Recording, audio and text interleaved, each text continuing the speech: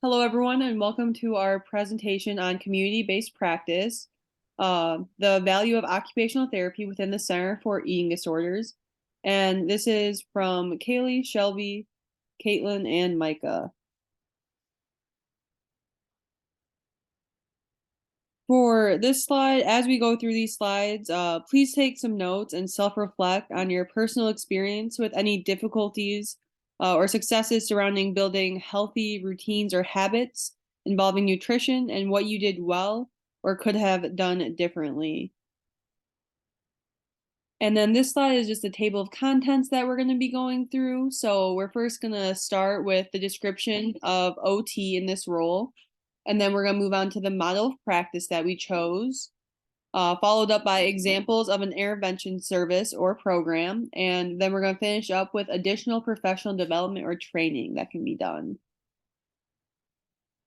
So as Caitlin said, our first section is description of occupational therapy, and this is in relation to the Center for Eating Disorders.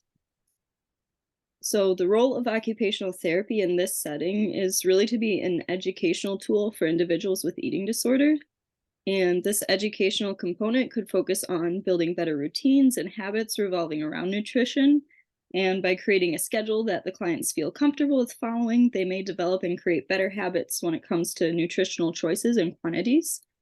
Some examples of routines and habits could be weekly meal preparation or planning a certain time to make and eat meals each day. It could also include things like financial management. This could include budgeting for grocery shopping, and also self-grooming and managing fatigue, which are additional symptoms that may affect these people with eating disorders. And we will also work with interprofessional teams oftentimes, including like dietitians, social workers, clinical specialists, and nutritionists.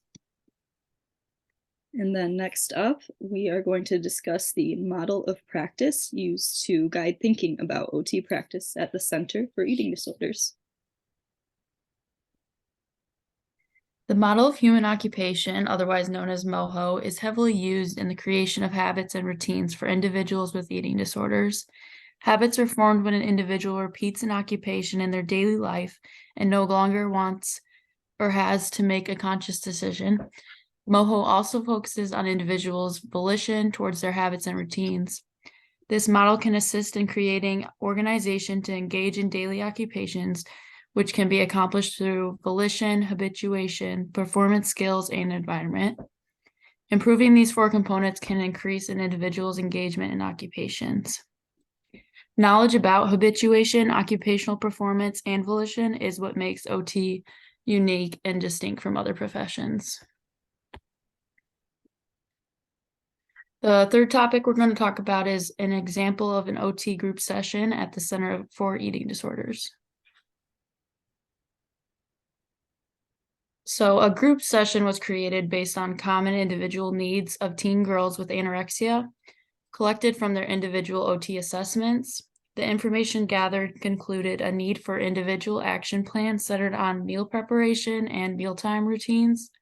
Each participant will complete an action plan, which is shown on the right side of the slide, to better improve their habits around nutrition.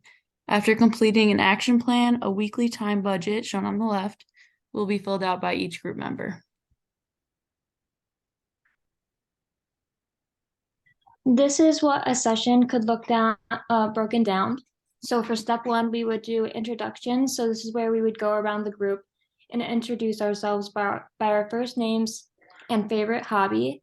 For step two, it would be our individual work on action plan. So this is where we could take 10 minutes to fill out the action plan template revolved around meal preparation and mealtime routines. For step three, we would share strategies with the group. So each member of the group would share their action plan with the group while the group actively listens. For step four, it would be suggestions and feedback. So this is where if a group member would like feedback, the group can share suggestions or strategies and problem solve at this time.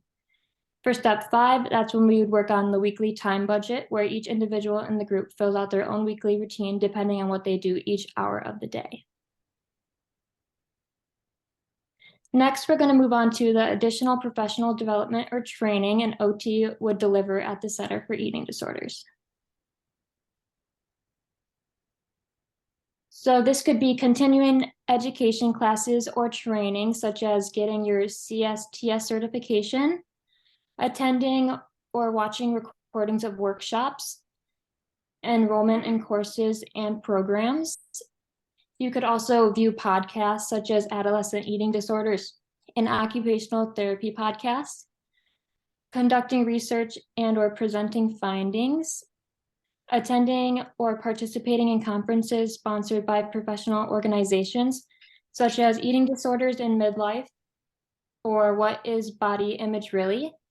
And then we will also post more information in the discussion board, such as more links about additional professional development and training. So feel free to look at that.